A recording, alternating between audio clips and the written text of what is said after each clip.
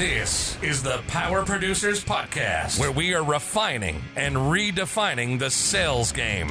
Rule number one is you have to believe in yourself. You're the only one who doesn't think you belong in this appointment. The prospect has already validated your existence by scheduling time with you. Get it through your head you belong here, go in there, crush it, and close the deal. A place where sales professionals can come to learn from other sales professionals and thought leaders that have mastered their craft. The difference between a good salesperson and a best-in-class salesperson is only 2 minutes. By spending an extra 2 minutes on what you might think is a mundane task in the sales game, you separate yourselves from the pack, you grow your book of business, you close more deals, and you retain your accounts. As well as their peers who are still striving for perfection to achieve their why. I have a wife and 4 kids. Failure is not an option. Real sales professionals, real stories, real results. Are you ready to feel the power? Hey everybody, welcome to the Power Producers Podcast, where we are refining and redefining the sales game. And as we always do, we are constantly on the lookout for tips, tricks, tools, software, whatever we can to make your life in the middle market easier. I got a guy. I found him, and he's on the podcast today. Mr. Michael Zalle from Yellowbird. What's cooking, Michael? Hey, what's shaking, David? How are you? I'm happy to be here. Yeah, the beard is outnumbered for once on a podcast. 2 non-beards to 1 beard. Lame. I like it. Lame. So, Kyle, this is going to be great exploratory information for you because I didn't even tell you who we were having on or where to go research them or anything, but that's all right. How is that in any way different than any other podcast we've ever done? Well, the good news is I've made myself a New Year's resolution for 2022 to get you a complete deck on everybody before they're here because I know your capabilities for answering serious or asking serious questions, and I feel like we're going to help you reach that. I'm all about serious questions. So this guy, though, this guy's got something. Like, it is pretty cool, and the way that he described it to me is how I have also described it to literally everybody else that I've talked to about this since we talked. But in layman's terms, what Michael's product, Yellowbird, is like Uber for loss control professionals, EHS professionals, environmental health and safety. Okay. I'm in Tampa, Florida. Go on. But Johnny Contractor has a site in Boise, Idaho that needs a loss control inspection. Mm-hmm. I don't know anybody in Boise, but I know Yellowbird. No. There you go. And I can find somebody on his exchange to handle that visit for me up in Boise. So before we get into all of that and the cool stuff that you guys are doing, talk a little bit about your background, Michael. I mean, I know that you have had several successful exits from other tech companies, but talk a little bit about what you've done over the course of your career and that sort of landed you where you are today. Well, I think as most people will tell their story, it's similar to everybody else's, which there's no straight line from here to there. Started in Southern California, went up to Northern California in the 90s, mid to late 90s, got into fiber optics, ended up in satellite communications, and in satellite communications, you're dealing in some very high consequence industries. And what I consider to be high consequence are things like oil and gas, mining, refineries, things that if they go boom or have some kind of an issue, you're definitely going to be, up a creek. And so the more and more I started realizing the value in what we were doing, the closer to EPA and closer to OSHA governance we became as a company that says, look, what do you do if somebody gets injured? What do you do if somebody gets hurt? What do you do if you can't reach people at the edge? And so that was the satellite communications world that I was living in for 15, 18 years. Now, I started a couple of other companies during that timeline, but that was always my primary love. I'm kind of an expert in that field. And when I finally got to the point where it was enough, and when I say enough, it wasn't because I lost passion for it. It was really just I wanted a new challenge. And Yellowbird came to me in somewhat of a dream. It wasn't really a dream, but it was looking for another opportunity to do something. And the idea came in the back of an Uber where there was a very overqualified driver driving me to the airport. And as we've all probably experienced a time or two when you're getting driven in Uber, they all have very interesting stories. Everybody from a CPA to a colonel in the Air Force to other walks of life, and they do it for all sorts of reasons. Everything from I was retired and I want to sit on a couch, and I can't sit on a couch anymore, and so I need to get out there and do something, to I've got a child that's going to school and I don't want to have any college debt when they get out, and so I'm going to drive Uber in the evenings and on the weekends. And so my thought was, what if I could take people's skills, capabilities, knowledge, and match them with opportunity and pay them a heck of a lot better than Uber does, and based upon who they are and what they know and where they are. And so that was the original concept of Yellowbird, and we've done very, very well over the last 24 to 36 months now. I just saw this meme earlier that is it's a picture of Lloyd Christmas when he's driving the limo, and says every Uber driver ever, and it says underneath it, "This isn't my real job, you know." You know, it's so true. It is so true.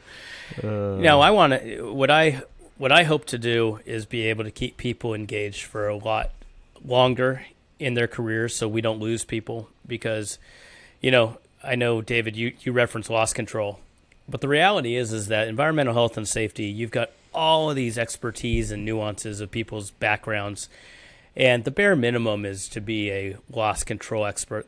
What you really want is somebody who can truly go on site and say, yeah, I ran locations exactly like this, and I can do a real assessment, or I can do a real inspection. Not, I happen to be a CSP and I have a pulse and I can go out and walk the site and fill out paperwork. We want to go much, much deeper than that.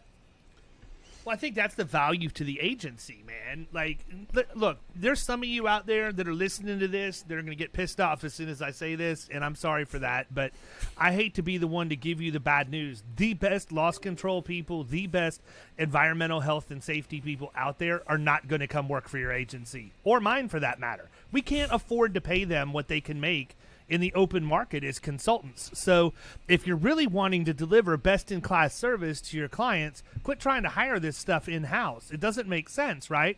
And I've talked about this story a few times on the podcast before, but if I have the ability, let's just say I'm working with an account that's a manufacturer of glass containers, right?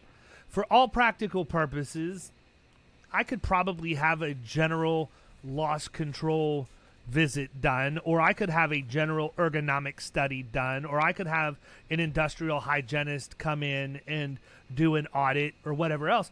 But if I could have that same stuff done by somebody who did that in the course of their career, specifically at another glass bottle manufacturing facility, how much more valuable is that, right?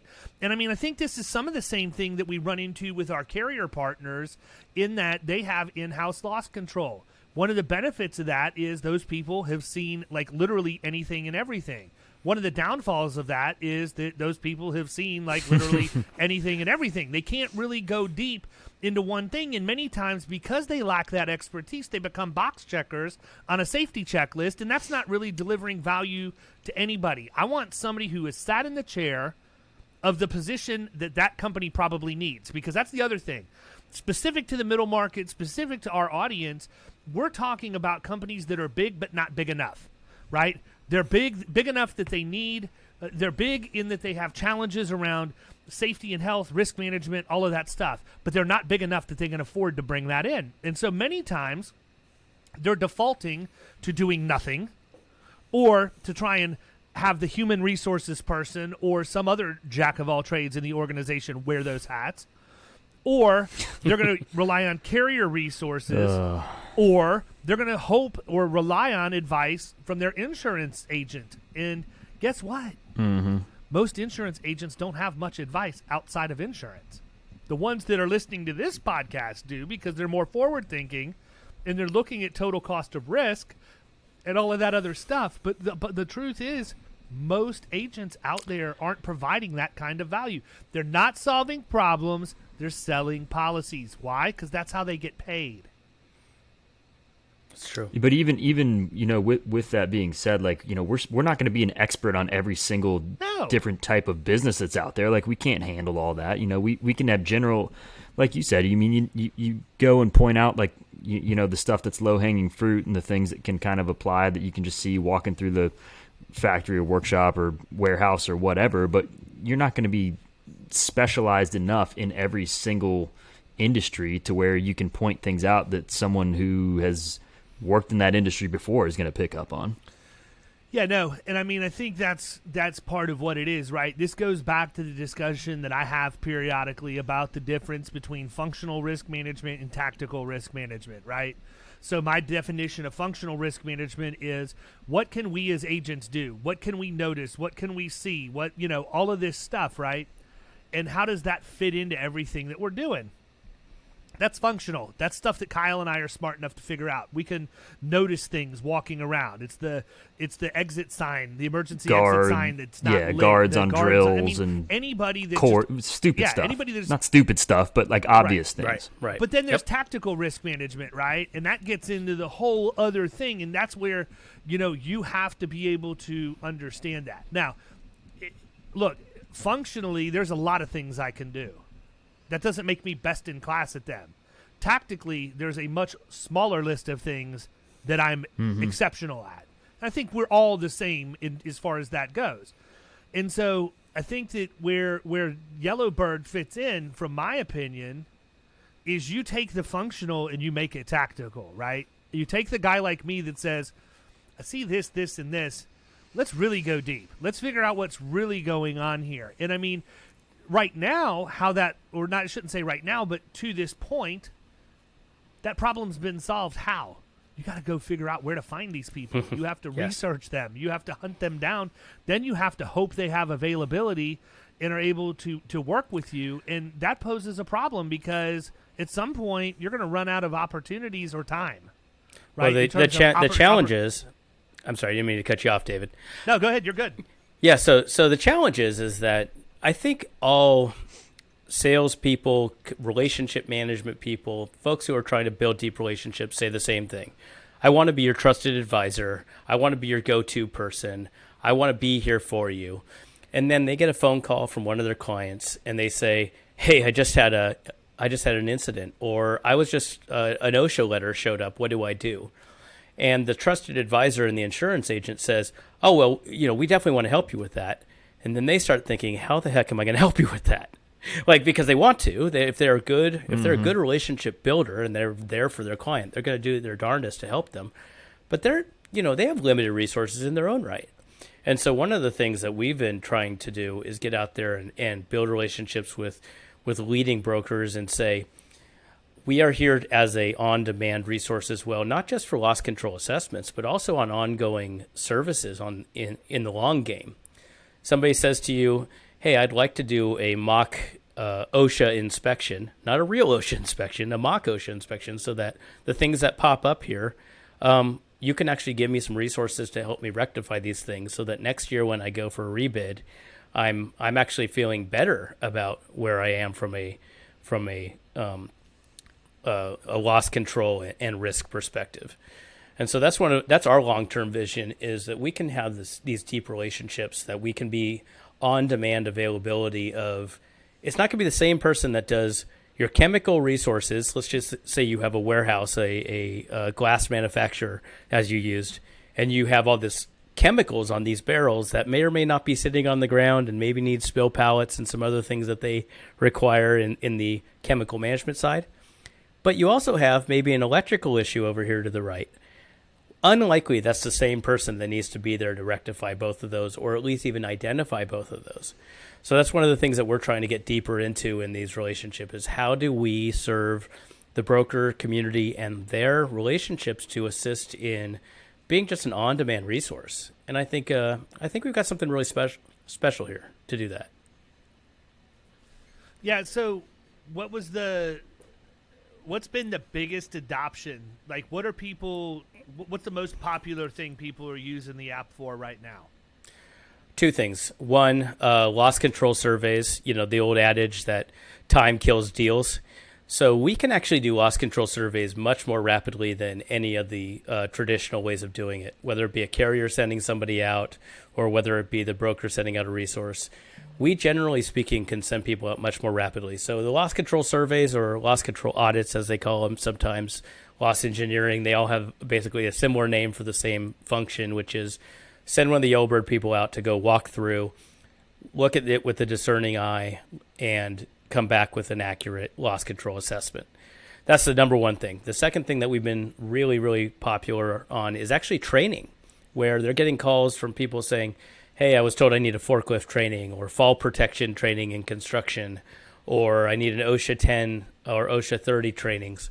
We have trainers all across the country. And so for us, the training and ongoing services are something that a lot of the brokers have been using as a value add. You know, the old adage of the broker never calls me except for every 9 months. You know, you're about to get renewed. And, you know, we offer some of that value-added services on a continuous basis where you say, hey, let me send somebody out there every 60, 90 days to, and these are resources that brokers are actually offering their clients. And it's been a nice relationship there to help do that. Because, again, we have over 650 match-ready professionals right now. And we have over 2,500 across the country that are registered. So nowhere in the country that I can't send people right now. So how does the app work, or like what's what's the user experience? What's that like? Super easy. So from a end customer or broker experience, they go to goyellowbird.com. You register as a company, because it's companies and professionals, right? Professionals are registering to do services. Companies are registering to get services. So you register, and there's a drop down that says I need a job done. So it can be, and you have these basic standard jobs, you know, same 30, 40 things everybody needs across the country. Really same 10 things. So you just drop it down, it will pre-fill it out. And if it's something unique to you, you add it, you can modify it, and then you submit. And usually within 2 to 3 hours, you get a match and says, we got a professional matched with you. Would you like to accept this person? And it starts going. I mean, it literally is that easy, because the AI in the background is doing all the heavy lifting. It's saying, okay, geography, certifications, background, we're using all the things that the submission came in to match it with the right person. Bare minimum, it's in the right geo with the right background and the right cert. Go deep, maybe it's the right person, the right background, the right cert, in the right industry, maybe even with the really particular nuance. That's what we strive for. That's our gold standard.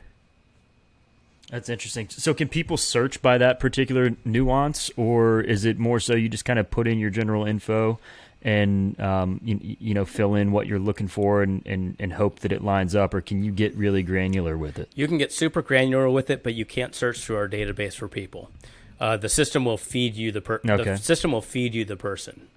And there's a couple of reasons for that. One, because we're trying to save people time and energy. We don't want them thinking of us as like a ZipRecruiter or some other kind of a listing organization that just gives you a list. Now you need to follow up with everything.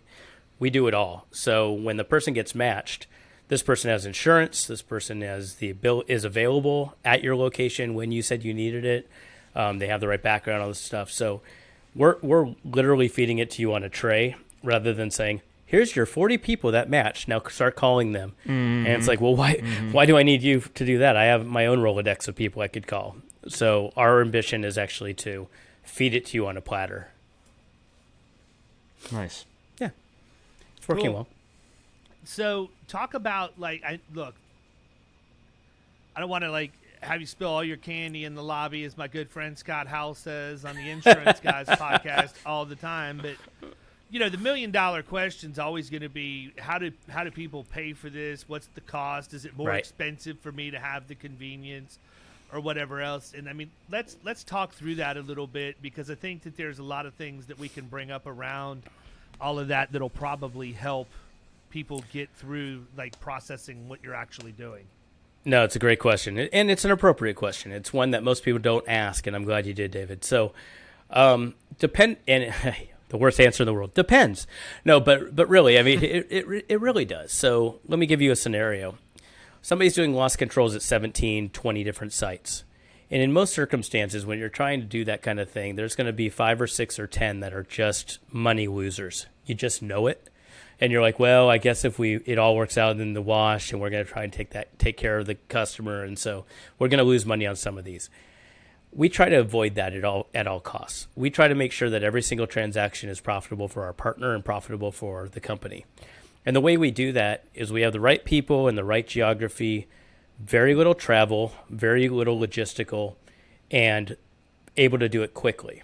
Now, as far as billing rates concerned, generally speaking, we're within 5 or 10% of the current cost of anything in the market. So sometimes we're 5 or 10 below, sometimes we're 5 or 10 higher. We are a single source of services. So you could get anybody across the country. We make sure that we provide the insurance. So that's a huge one. That's a huge benefit. Professional liability insurance as well as accident coverage, occupational accident coverage. So if you've hired somebody on the Yellowbird platform to come out and do a job, and let's just say that they bunked their head when they're looking underneath the thing and they have to go to the hospital, that's covered by our insurance. It's not theirs and it's not yours. It's actually covered by Yellowbird's insurance to have that happen. Now, we hope that doesn't happen, but we do that.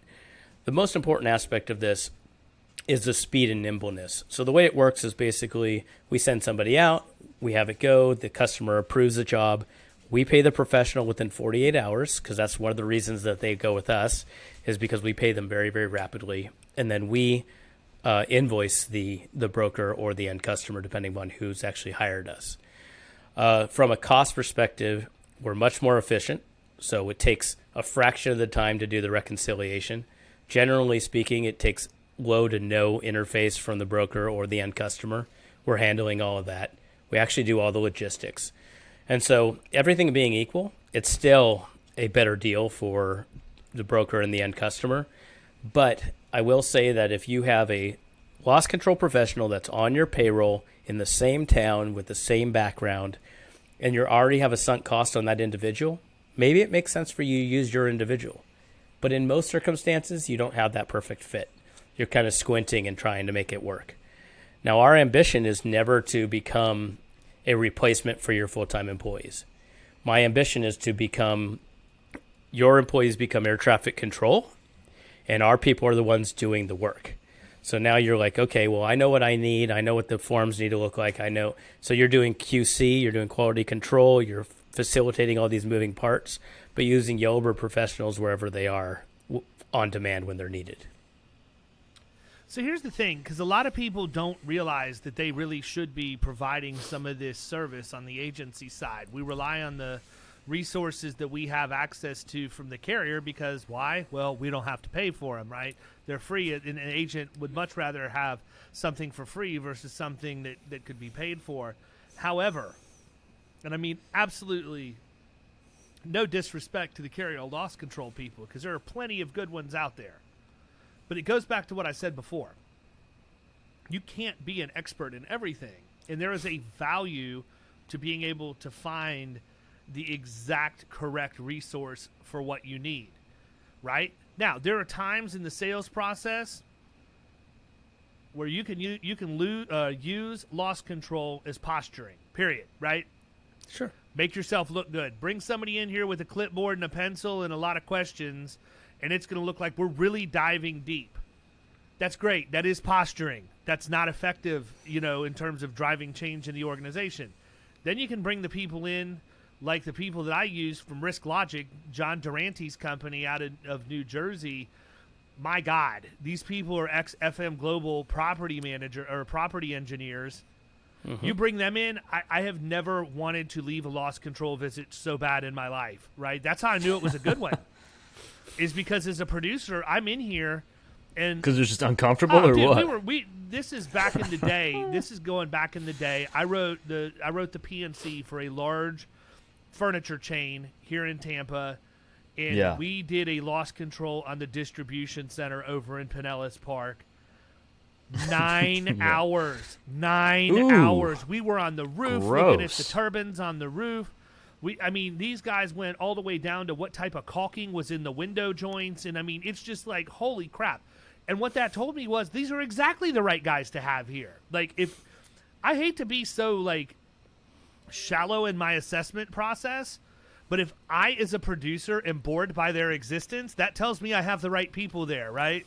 Like, they're going to such a level. Now, like, surface level loss control people and health and safety people, I'm okay with that. You pick things up. To me, those are who you learn your low-hanging fruit from that you can look for every time, because when the carrier's sending that staff person out, it's going to be a pretty similar checklist across the board.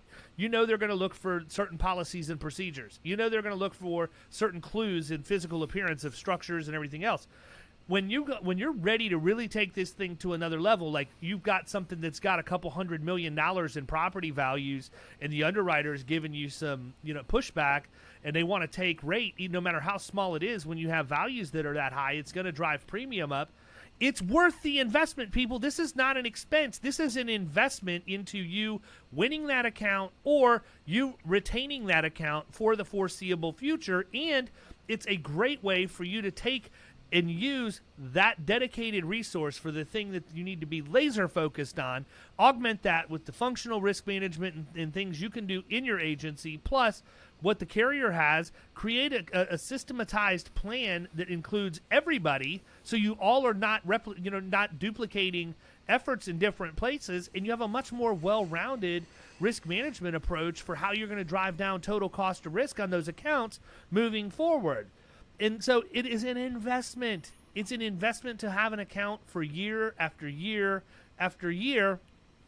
And I don't know about anybody listening to this, but if somebody costs me $5,000 to keep a $50,000 account, like that's not even a decision in my opinion. Okay. Right? Right. Yep. And typically, these people aren't going to cost you that much. In my experience, and I'm not going to, by the way, let me throw a disclaimer on here. This has nothing to do with Yellowbird's pricing structure or whatever else. I'm just telling you from my standpoint, when I have a risk management visit that I need to contract out, I budget about $1,000 a day for that, okay? Some people are going to cost you more. Some people might be less. But if I just need a general risk management audit, somebody's going to have a little bit of drive time, have to spend some time on the premises interviewing employees and doing things, and then a little bit of time putting together the report, making it professional, and getting it back to me. I know I can get that for $1,000, maybe $1,500 a day. If I need somebody to go in and work, and do a loss control assessment, and it's a 24-hour operation, and they need to capture 3 different shifts, and there are very specific things we're looking for that we need to not only identify, but then give us the risk engineering recommendations around, and specifically vendor recommendations and other things. That is a much higher price point, right? That's why when you have a cold, you go to urgent care, and when you have an aneurysm in your brain, you go see a neurosurgeon, right? You don't go to the urgent care because you have an aneurysm in your brain. It's a completely different skill set and a different level of analysis and expertise necessary to deal with those things. And that's how I look at it. I think that the other thing I look at is, if I can go to a company like a Yellowbird who's telling me that they vet these people and they fit in specific parameters, if I have a dog, I know who I can hold accountable for that, right? Let's just say somebody slips through the cracks. They pass the testing or whatever with flying colors. They make it onto the platform, and they go out, and they're a fool when they get to the job site. Well, that's not on me at that point. It is. I mean, from my client's perception, it is. But it's not like I'm having to worry about an in-house employee or some rogue contractor that I had. I can go back to Michael's firm and say, look, guys, you told me I was getting the best of the best. That's what I paid for, and let me give you the feedback as to what's going on here. That makes my life a lot easier, and that's some sleep insurance for me as the agency owner, too. Yeah, it's interesting. It's interesting. Let's call it what it is. I may not be the most qualified to determine who the best loss control person is for a particular situation. I may think I do. Well, I was going to say, just think about the time spent on having to research that yourself and go out and find somebody that's going to potentially fit what you're looking for them to do. That's the efficiency pickup that I'm seeing here. That makes all the sense in the world to me. Yeah, so it's interesting. You mentioned a couple of things. You mentioned process and procedure. You mentioned documentation. And I always look at it as what happens in your traditional route when somebody goes to a location and they realize that they're missing something. What is the rectification process? How do you solve for that? And that's one of the things that we've been very focused on as an organization is I think general loss control is an area that we can do, we can do with our eyes closed because we have the depth of roster and we have really great people. And you're right. We're not 100%. There's no way we're going to have rock stars 100% of the time. But I can tell you right now we're about 98%. And when we don't have a rock star, there is an escalation and a replacement process. So that's the good news. The bad news is I want to be 100%. Just that is my gold star. That is my North Star standard, is making sure everybody is completely satisfied when our professionals get out there. But the more important piece is what happens when somebody realizes that there's something missing? Who's responsible for it? And how much are we holding up? How much is this dime holding up the dollar? And I think about that a lot. So when you're talking about specifically, we're going to go on site, we're going to do a loss control assessment. We're going to realize that you don't have lockout, tagout procedures, or maybe your OSHA manual hasn't been signed by all of your employees, or maybe it was written in 1987. What do you do? Right? And the good news is that we also provide a methodology that you could say, okay, go to Yellowbird, we'll have somebody else out there to draft these procedures for you. And again, the name of the game is getting through these roadblocks because time kills deals, right? I mean, at the end of the day, in the insurance and brokerage game, if you go, okay, well, you need to fix this if you want to get it through underwriting, I'll call you back in 3 weeks. It's on you. Well, guess what?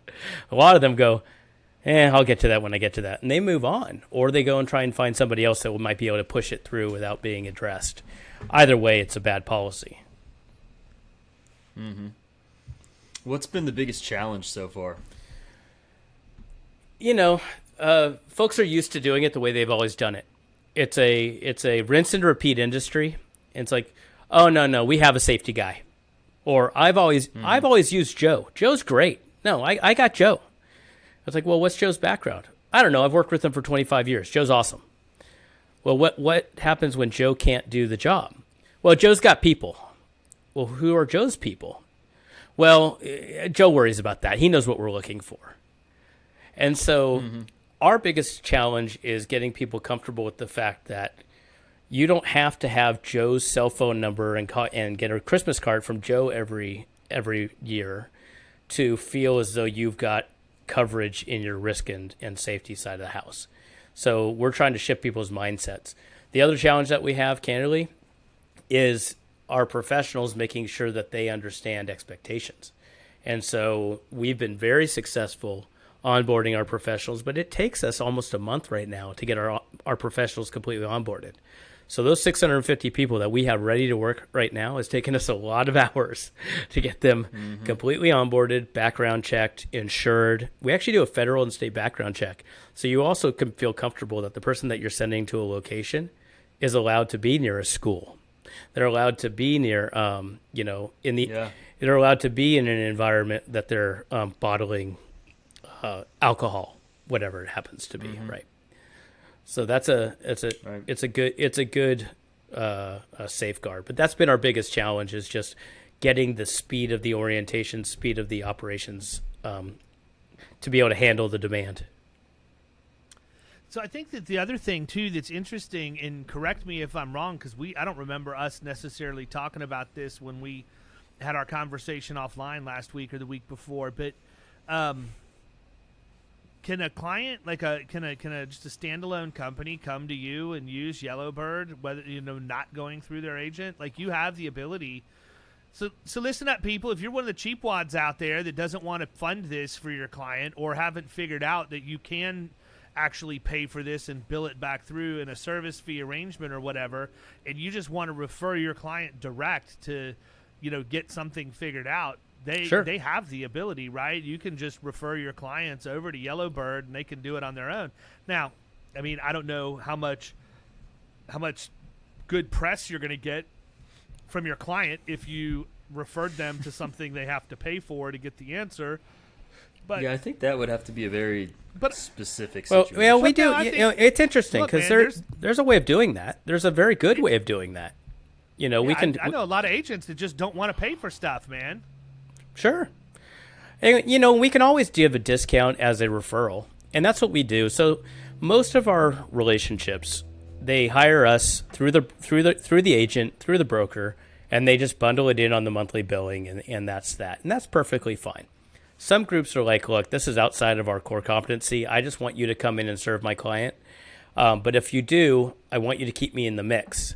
So can I get CC'd on the messages? Yes, we can do that. The third way of doing it is obviously, I think it's the most hands-off. Look, you just take care of them. I don't want anything to do with them, and be there for us to just handle that. We can do that. It's just, as far as we're concerned, it's really passing off your relationship, and that's kind of a, I don't know who wants to do that. I mean, you work too hard for your relationships to pass them off. Right, exactly. That's how this whole conversation started. Yeah, well, it's the same people cultivate relationships. Yeah, the same people that only show up for renewal at every year. That's who it is. Yeah, no kidding. Hi, let me show up 60 days before renewal, and here's a great stewardship report to show you all of the cool insurance things that I've done for you. And here's exactly why you should hire me for another year. Look at how great we've done. We issued all your certificates. We answered all your phone calls. We returned your emails in a timely fashion. Hey, here's a fun fact, people. That's the expectation. What are you doing to exceed it? Nothing. Like that's disgusting to me, that if we are in the agency industry and to be considered exemplary at customer service, you're just simply executing the very basic tactics that you have to in order to keep an account on the books. What just sick and twisted alternate universe do we live in that's what I'm real good at giving certificates out and all that stuff. Anything other than that, you're going to have to figure out a way to pay for it. We're an insurance agency here. We place policies and we sell you coverage. We sell you a promise that this policy is going to pay. That's it. That's what we do. Where did you just go there with this accent? Like, what happened? I don't know. Where did this come from? I just got wound up, man. It's amazing. I break out his inner Gunther. Yeah. Well, it's nuts to me, man. I mean, we got it. This is the thing that perplexes me the most about our industry, right? You have people that would rather not pay anything to support their clients. I'm not making this up. I have hard proof that I see through all of these back channel internet groups that I'm in, where I read this stuff and just sit here. And it blows my mind. They would rather pay nothing because their clients shouldn't expect them to do anything more than place insurance for them, than to actually invest in something crazy that is going to scale their agency like 5x. Well, people just don't have the foresight and the vision for that, I think, and it's how you always bring up. And I remember, like when we sat down. Whenever the first time I came down to Valrico, when we talked and all that, and you were thinking about bringing me on and everything, and you're like, the industry, man, is full of just average C players, and if you can, and I know you're not one of those, and if you can do that, like you'll kill it, and it's just amazing because you hear that and you're like, okay, I get that, but then like slowly over time, I've just continued to see examples of this, and I mean, this is another one. It's just kind of like. Yeah, that's crazy. That's if you're even hitting average, right? I mean, there's plenty of them that aren't average. Right. Yeah. I don't know. It's weird. Weird to me. So the other interesting thing to consider is the accounts that aren't quite at a point where they're ready to be a mid-market or up-market account, but still need services. Mm-hmm. And that's one of the things that I've always struggled with, because if you are a professional, you want to take care of everybody. You want to take care of the people who are paying you a lot, and you want to take care of the people who are paying you a little. But you want to take care of everybody. If you're a professional, you're playing long game. But let's be honest, you can't afford to spend $1,000 on a loss control assessment for $1,000 a year commission account. Sure. I mean, it's just unreasonable to ask that. And so one of the things that I've been contemplating is, how can we at Yellowbird offer services to brokers and down market clients to help them get because they're the ones who need it the most. They're the ones who are exposing themselves to the most risk. They're the ones who are getting hurt and injured and in a bad place. And so that's the other thing that I've been contemplating, is how do we provide resources, even if it's just a discount because they called you, They called the broker and they say, yeah, use Yellowbird and use this discount code. We can't take care of it for you because, to be honest, it's not in our core competency. But use this discount code and at least we'll be able to give you a little discount off of, because you need this stuff. You need somebody to write you need somebody to write a safety policy for you because, frankly, you need to have a safety policy. It's not because you need the policy; it's because you need to be following safety standards, and your people will feel like you give a crap about them because you have that. So it's one of those other things that I've been also contemplating quite a bit is how can Yellowbird help in stop the brokers from having to say no, because we all have that. We all have the situation where like, I really want to help this person, but it's going to cost me a lot of money if I help them. And so how do I help them without it costing me too much? True. I think it goes back a little bit to, who you're targeting as your clients though, so Sure. if you're going after those, those clients, you just have to have that expectation. But I mean, I don't know. I mean, I feel like that's, most of the people that are listening to this are not actively prospecting clients like that. They should. They certainly shouldn't be. Right.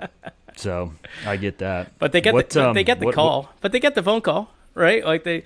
That happens to everybody for sure. Yep. What were you gonna say, Kyle? Sorry. No, go ahead. Dave had a question. I'm just wondering, what have we missed? What do you want to get out there about Yellowbird? That's what I was going to say. Haven't said yet. I think the most important thing that we try and stand for and stand by is we're here as, God, it's such a cliche. I hate to even say it, but candidly, most people say, well, we're here to back you up. We're here as your trusted advisor. I mean, everybody uses the same cliche sayings, but for us, we have literally we've built the technology around making sure that we have the right professional for the need. And so I would say that if anybody is coming across situations where they either have way stretched resources or no resources at all, and they're like, where do I go to help my client? We're a pretty good place to start. And we don't do everything. We are purely an environmental health, safety, and risk platform. So you need an accountant, probably not the place to start. But, but in the world that we're talking about here on the prospecting of mid-market and upmarket accounts, we're a pretty good place to start. And I guess that's our ask is, it doesn't cost you anything to register at Go Yellowbird. So it's goyellowbird.com and give us a try.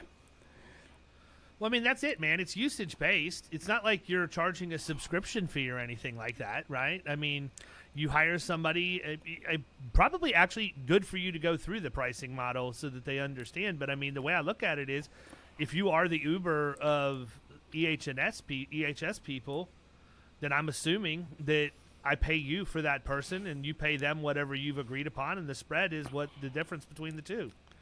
Exactly. So that is exactly the model. So the model is no different than augmentative staffing in the technology arena, right? They've been doing that for years. Mm-hmm. You've just taken it and made it an app. Yeah, absolutely. The difference is that if for some reason, and we don't want people to do this, but we also don't prohibit it. If you end up hiring one of our people off of Yellowbird as your full-time risk person, that's perfectly fine too. We do not take a fee for that. And that's a pretty heavy fee if you go to a staffing agency. But what we believe is that over time, more and more organizations are going to realize that they don't necessarily have to be adding heads to their internal risk programs. They can use Yellowbird to help, and they can have more useful and leveraged relationships. But to answer your question, you're right. It's purely transactional. So it can be on a onesie, twosie kind of a structure. Over time, when you say, look, I want you to create a program for me. I want this particular loss assessment evaluation done for my agency, and I want to be on my agency's letterhead, and I want to send you out to any account that is XYZ and so forth. That would be kind of a subscription-based model over time. We'd create a program around that and say, okay, we're going to roll out this program, and this is what it's going to look like, and you're going to be able to roll out 100 of those a month or 200 of those a month, and that's easy. But to start, it's literally fill out a job request. You don't get billed anything until there's a match. So there's zero concern about being billed until we find the right person for you. So yeah, it's a low risk, almost no risk, to be honest. Yeah, I would agree, and I think that's the biggest thing, right? I mean that's the hurdle. You're only paying for it if you use it. Like, use it, people. Like, it's not like you're using it to. I mean, I guess you could, say that you're betting on your. Like, if I'm using it for a prospect, right? Like, because I do that. Like, if I've got a prospect and I feel like having a loss control site visit or whatever is going to be a good idea, I'll invest the money in that on the front end because I feel like I've been doing this long enough. I've got a good handle on the fact that if I spend that money to have a professional go out and do the site visit, they'll close the deal, right? Right, exactly. I got a much better shot of closing the deal if they do the site visit than if I do it. Definitely. So, I mean, that's the thing. So where do they find you? Tell them how to get hooked up. It's easy peasy, man. It's Go Yellowbird. So exactly like it sounds. GoYellowbird.com. And, where we've got an app, we've got our site. We've got, we're very fortunate. We've been a very heavy growth rate. We're a venture capital backed organization. We're in all 50 states. So we've been very fortunate over the last 36 months. We're growing very, very fast. And just go to goyellowbird.com, and I guarantee that you will have somebody on the phone with you from Yellowbird within an hour during the working day. We don't wait for anybody. So that's one of the things I can tell you this, we're man, very proud of. The last thing you need to warn any insurance agent about is how aggressive vendor salespeople are. We feel the wrath at every trade show. So there's nobody out there listening to this that's going to doubt that you'll have somebody in touch with them within an hour. Like, I'm surprised they don't have the ability to call you 5 minutes before you plan on calling them due to some AI that you've developed where you can anticipate who's going to call you from where. Like, that's how crazy it is. Huh, is that available? Yeah, why not? It's worth checking out. Well, listen, man, I don't want to keep you. I want to be respectful of your time. I love your product. I think that it is going to be a huge game changer. I'm very much like I can breathe easy now, right? Because now I know that I don't have to go digging. When I'm looking for somebody, I know where I can go and get this done. I'm your ideal. That's my biggest takeaway, I'm man. your ideal prospect, dude. Like, I already buy into everything you're doing. You're just now the vehicle that I can use to get there.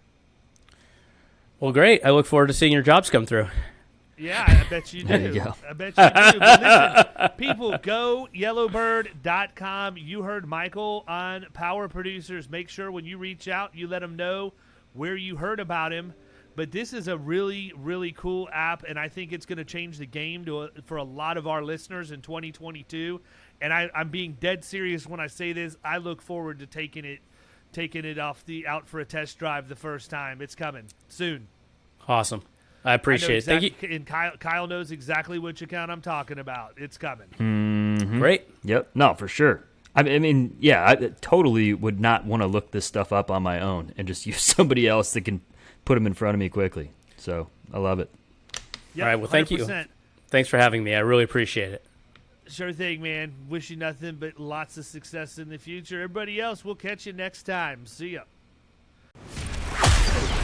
You've been listening to the Power Producers Podcast.